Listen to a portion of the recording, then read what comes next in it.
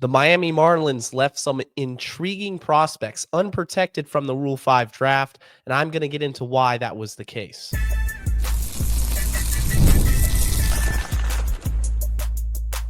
You are Locked On Marlins, your daily podcast on the Miami Marlins. Part of the Locked On Podcast Network, your team every day. Welcome into Locked On Marlins, part of the Locked On Podcast Network, now the #1 sports podcast network. I'm your host, Jeremiah Geiger. I'm a diehard Marlins fan, and I've podcasted about the team for the last 4 seasons. Make sure you subscribe to the YouTube channel or follow wherever you get your podcasts. Today's episode is brought to you by FanDuel. Right now, new customers can bet just $5. And if your bet wins, you'll get $300 in bonus bets to use across the app. Download the app today. And on today's show, we're going to take a look at the notable prospects, the players who were left off the 40-man roster ahead of the Rule 5 draft. They're going to be unprotected in the Rule 5 draft, which means if another team says, hey, that guy's going to be a good fit for our team, we believe in him, they can select him and they will be out of Miami's organization. We're also going to take a look at the coaching staff updates. There's been a couple departures, a new addition to the staff. The Marlins have a new first base coach. More on that later on in the show. Also, a minor transaction. Evan McKendry signed to a minor league deal. He'll be a non-roster invitee to spring training. So take a look at him and his profile. He is a pitcher out of the University of Miami. So local guy. Going to talk about that later on. Let's start, though, by talking about this 40-man roster, the Rule 5 draft, and where the Marlins stand. So yesterday's show, Alex, Forever Marlins, we talked about how we both felt that the Marlins made the right decision adding those 3 specific players in regards to Joe Mack, Josh White, and William Kempner. All 3 guys should have been protected. I like the upside with the bullpen arms in White and Kempner. Joe Mack, obvious. He was always going to be a no-brainer right there. There wasn't enough room for everyone, though. And there are some notable players who were left off of the 40-man. So we're going to get into why. And I'm going to start by talking about my personal favorite prospects that were left unprotected and that I'm hoping another team doesn't swoop in and select them in the Rule 5 draft. I'm going to start with a couple of pitchers, Zach McCambley and Matt Pushard.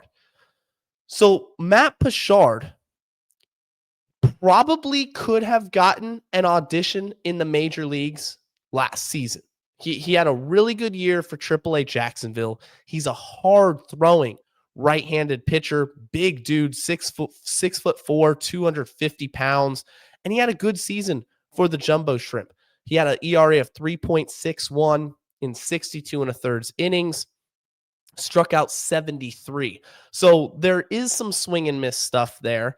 Manageable walk rate at just 3.3 walks per 9. It was a solid season for Pushard, but ultimately he's left unprotected. Now, is this to say he's going to depart the Marlins organization? Very possibly. Pushard is 27 years old. He'll be, or 28 years old, rather. 28 years old, out of the University of Maine. There's going to be some discussion among organizations that need bullpen help. Look, this guy has nothing left to prove in the minor leagues. He had a good season in AAA. Good stuff. High 90s fastball. Let's take a shot on him. And if that's the case, Pushard's going to go his separate way from the Marlins. I would rather have Kempner because Kempner is younger. William Kempner is 24 years old. I'd rather have Josh White. I think Josh White's a better pitcher than Matt Pushard, and also Josh White's younger. So if you look at it from that perspective, just who would you rather protect from the Rule 5 draft? Because you can't protect everybody. Then I think Pushard would be the odd one out, being that he's 28 years old. He's pushing 30, still hasn't made his debut, and you could say that Josh White and William Kempner are better overall. Not to say that Pushard's not good. I mean, I listed the numbers right there. He's a good pitcher, and I do think there's a legit wow. There will be an opportunity for another team to get him. I think that could happen at the Rule 5 draft. Man, I stuttered so bad right there. Will I clip that? We'll see. Anyway, Jacob Berry or Zach McCambley. Before we get to Jacob Berry, Zach McCambley is somebody I also like. If it was a 50-man roster or a 45-man roster, I would have loved to see McCambley get protected as well. Because ultimately, when it comes down to it, the Marlins have a lot of good arms out of the bullpen. And McCambley is interesting because he was a converted starter. He was drafted in that 2020 draft when I think there were 5 or 6 rounds and the Marlins went all pitchers and they drafted McCambley out of Coastal Carolina. And the first couple of seasons in the org, he was a starter. He converts to the bullpen and he's had success. And last year was his best season in the organization. Split between AA and AAA. He still showcased strikeout stuff. He had 52 strikeouts and 40 2/3 in Jacksonville. Pitched to a ERA of 3.32. So pretty solid numbers right there. But again, you look at the bullpen, and the bullpen for the Marlins, not to say that it's in a state of flux, but you add a couple of pitchers, Josh White, Will Kempner. You already have guys on the roster like Ronnie Enriquez, Lake Bacher, Calvin Fauché. There's only room for so many pitchers in this bullpen. And the way the Marlins develop pitchers and scout relievers and go out and make marginal signings here and there that tend to work out for them. I think Peter Bendix is elite at that, at making good moves on the margins. I'm not going to lose sleep over Zach McCambley getting selected in the Rule 5 draft. Would I like to see him stay in this organization? Absolutely. I think there's a real chance for him to eventually make his debut. There's a lot to like. He's got a lot of pitches that grade out very, very well. The slider, the curve, the cutter, throws a 4-seamer. The curve doesn't use it as much, but you go look at Prospect Savant, which is a very good website if you ever want to do your own research on some prospects and get into the metrics, and see exactly where a pitcher or a hitter stands in regards to, hey, could these tools project to the next level? McCambley's red across the board. He had a very good year. So the former 3rd-round pick is left unprotected, had a whiff rate. I think this is really good. Overall of 36%, 35.7% whiff rate to be exact. You're going to look at McCambley as being somebody where you just hope he stays in the organization. There's no guarantee, but I think if I had to pick one of those players, McCambley or Pushard, I would have chosen McCambley. McCambley was my first Marlins prospect that wasn't protected and wasn't added to the 40-man roster that I would have liked to see added to the 40-man roster. So coming up next, we're going to talk about Jacob Berry and Andrew Pintar, 2 position players who were left unprotected. And I don't have a problem with either getting selected in the Rule 5 draft. Not necessarily that that's going to happen, but it's a possibility. There's some real flaws with both of their games. I think the Marlins made the right decision. That's coming up right after this. This episode is brought to you by FanDuel. The NBA is back, guys, and there's no better place to get in on the action than with FanDuel. the official sports betting partner of the NBA. Even if you missed the start of the game or you want to ride the hot hand, FanDuel has live bets on everything from who will score next to fourth quarter comebacks, and you can even combine your live bets into a same game parlay for a shot at a bigger payout. It keeps every game exciting, especially when your team's making that late push. And guys, they don't just have live bets or parlays, they have futures bets. So take a look at what baseball's doing. The free agent hot stove season starts to heat up. I know Josh Naylor re-signed with the Mariners.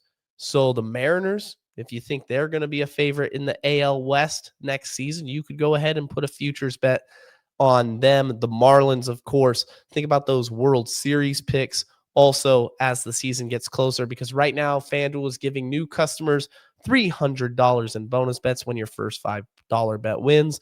So head over to FanDuel.com, sign up, play your game with FanDuel, the official sports betting partner of the NBA.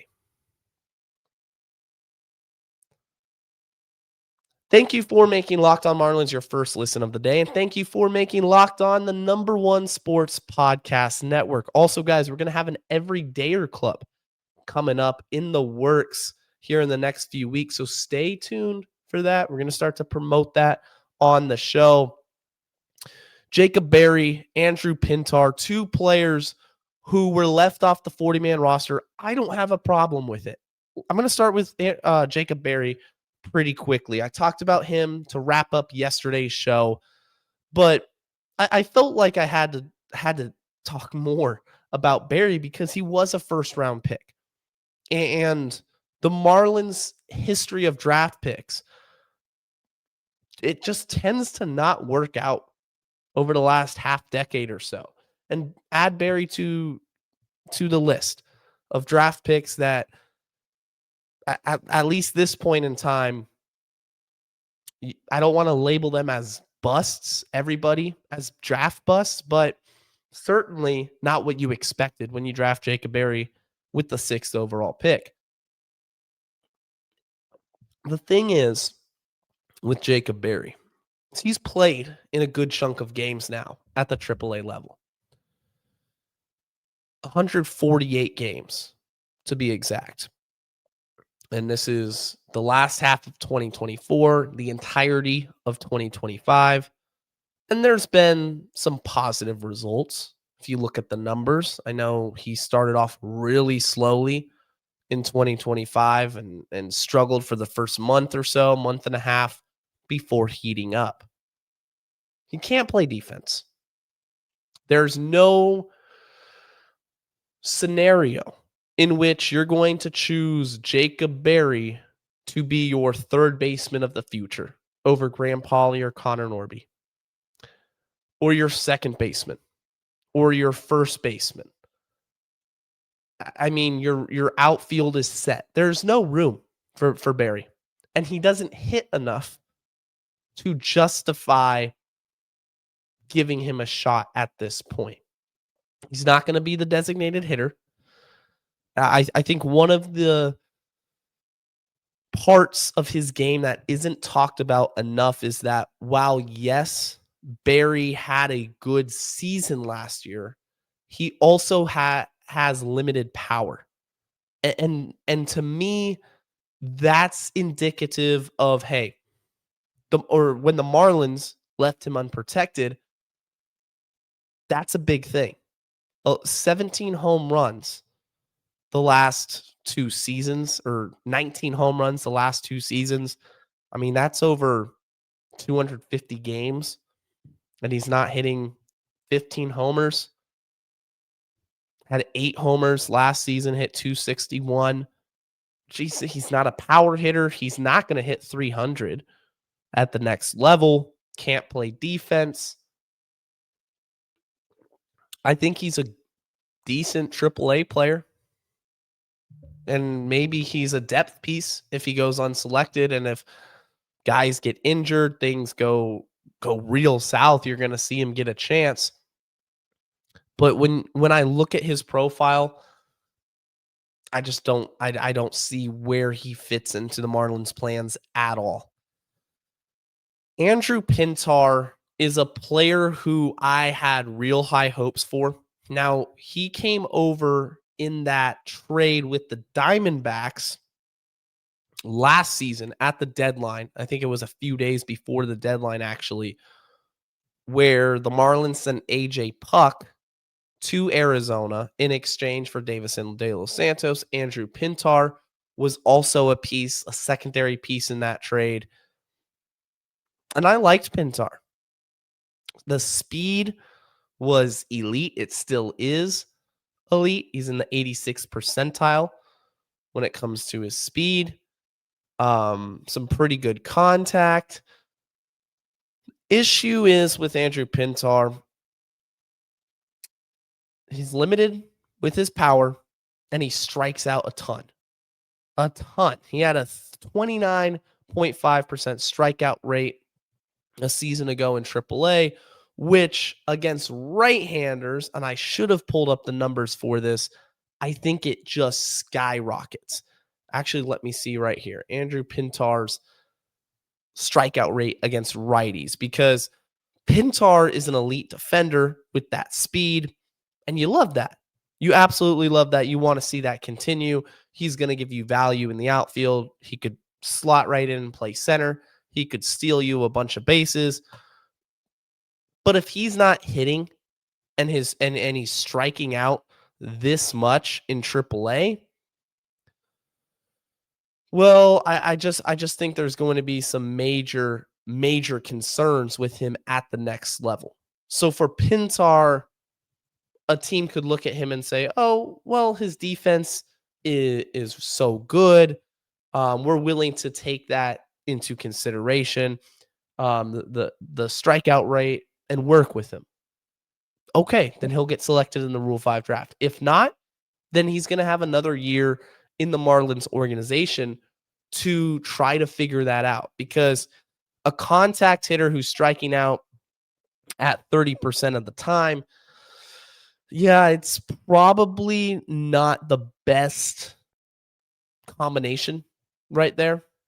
Again, really rooting for Pintar. Thought that he could take this 2025 season and really break out in a big way. Wasn't able to. Strikeout rate, very concerning. Defense is good, though. Base running, really good.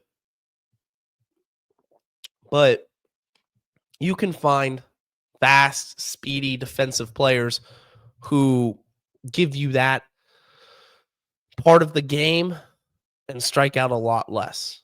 So to leave him off the 40-man, it would have been a surprise if he was added. To be honest with you, I don't think that was ever part of the Marlins' plans. Nathan Martorella, really quickly on him. First base, struggled immensely this past season. He was acquired from the San Diego Padres in 2024 in that Luis Arias trade. It's not looking too good for Martorella. Just hasn't been able to hit at a high enough level. And I doubt he gets selected in the Rule 5, of course. I think he'll stay in the organization. I mean, most of these players, I think, are going to stay in the organization. If there was one or two that I think get selected, it would probably be the bullpen arms, because stuff plays. And if a team believes in Pushard, they'll select him. Give him a shot at 28 years old. Same thing with McCambley, although I think McCambley stays. Jacob Berry is the big question mark for me, given that he was a first-round pick, given that, a top 10 pick. And when he was selected at the time, he was the best hitter in college baseball. Does a team look at his numbers from a season ago and say, there's enough there to make this work, even with all the problems he has defensively? That's what I'm going to be curious about. Coming up next, we're going to talk about the coaching staff updates. A couple coaches have left the organization. The Marlins have a new a new coach that they've added. And also, they signed Evan McKendry to a minor league deal. Who is this guy? I'm going to talk about that right after this.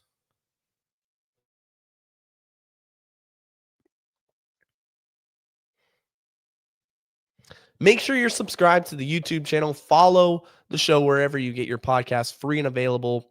All the podcast platforms out there. Share the podcast with your friends this off season as we march towards the winter meetings next month. Man, I'm excited to see what the Marlins do. Hot stove season's always fun. It's always been fun since I was a kid. I've loved just taking a look at the free agents, the trade rumors. It's a fun part of the game. While the weather gets colder, I know a lot of you watch football. I watch football, so we have football, basketball to keep us going. But it's also important to keep up with the hot stove and see what our teams do. And with Peter Bendix, you never know. You never know. Keeps his cards close to his chest. It's going to be an exciting time. Marlins have had a few coaches leave their organization. So Derek Shulman, he went from the Marlins assistant hitting coach to becoming the White Sox hitting coach. I think his family's from Chicago. It makes sense for him to move on. Now, a couple more departures happened this past week. Although I was out of commission, I was really sick for the last week. So can't remember exactly what day this happened, but Joe Singley, the Marlins catching coach, left to become the Orioles field coordinator and also their catching coach. And just now, Tyler Smarslok, Marlins infield coach, and he's done a great job with the infield. Otto Lopez, who was robbed of a Gold Glove finalist position, by the way, and Xavier Edwards helping him out at second base. Great work he's done there.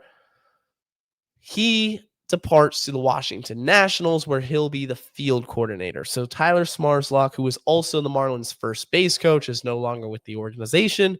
In response to that move, Craig Driver, the Dodgers catching coordinator, the World Series champion Dodgers, comes over to be the new Marlins first base coach.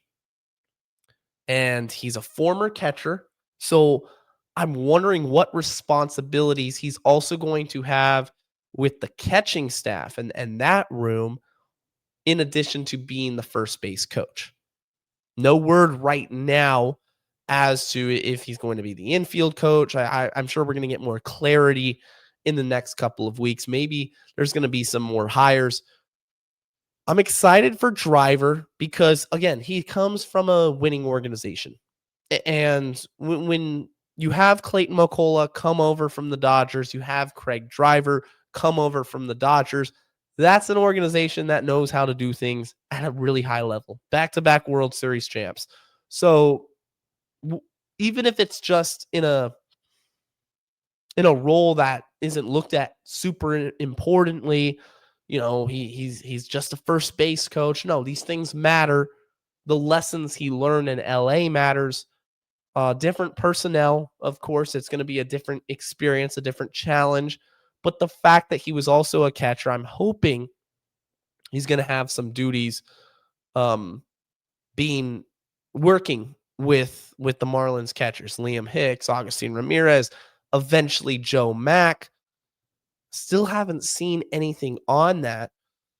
But if he does, then I'm going to be curious to see the defensive improvements the Marlins have behind the plate, because it really can't get much worse than a season ago. It didn't get any worse, or it can't get any worse than what we saw last year with Augustine and Hicks just being unable to throw out runners. So when Joe Mack comes into the fold, I think things will change.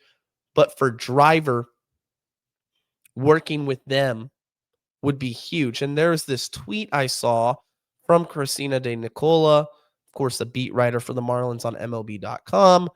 And she said that her colleague Todd Zolecki wrote a story in 2019 when Driver went from the Phillies to the Cubs, where Gabe Kapler said that Driver's work helped improve JT Realmuto's pitch framing in 2019. And there it is. Craig Driver. How did I miss this? Driver is also going to be the catching coach since Joe Singley left for the Orioles. I'm sure a lot of you are looking at me saying, Jeremiah, what are you talking about? How did you miss that? I don't know. It's been a long day, but we're here. Craig Driver, new catching coach, new first base coach. Excited to see the work he puts in with the organization, specifically with Augustine Ramirez and Liam Hicks. Who knows? Maybe he's a miracle worker. He can get those guys to being average and passable behind the plate. Looking at you, Augustine, specifically. But there you have it. Craig Driver, coming over from the Dodgers organization, a former catcher himself, will be the new catching coach and first base coach for your Miami Marlins. Real quickly, Evan McKendry, University of Miami pitcher, former pitcher that is, signed to a minor league deal. Last season, he split his time between the White Sox and the Brewers. I got to say, I'm pretty confused with what the Marlins see here. He was not good.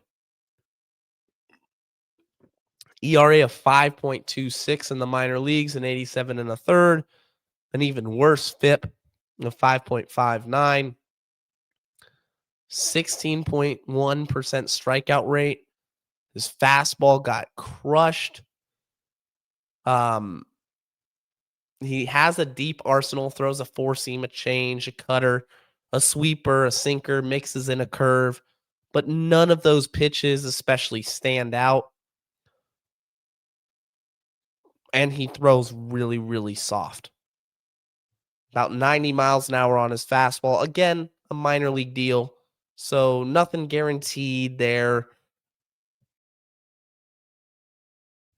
Probably just a speculative move they make. Maybe they see something in him, given that he throws a lot of pitches, that they can make some tweaks, but just the sheer lack of velocity, and given that he's a bullpen arm, it's probably going to be more of a Valente Belloso mop-up, middle of the rotation, not middle of the rotation, but middle reliever type of profile. The stuff just isn't there. Although he does throw the kitchen sink at you, nothing really stands out. Opponents last year hit 269 off him. OPS against him, 788. So gave up 17 home runs last season also.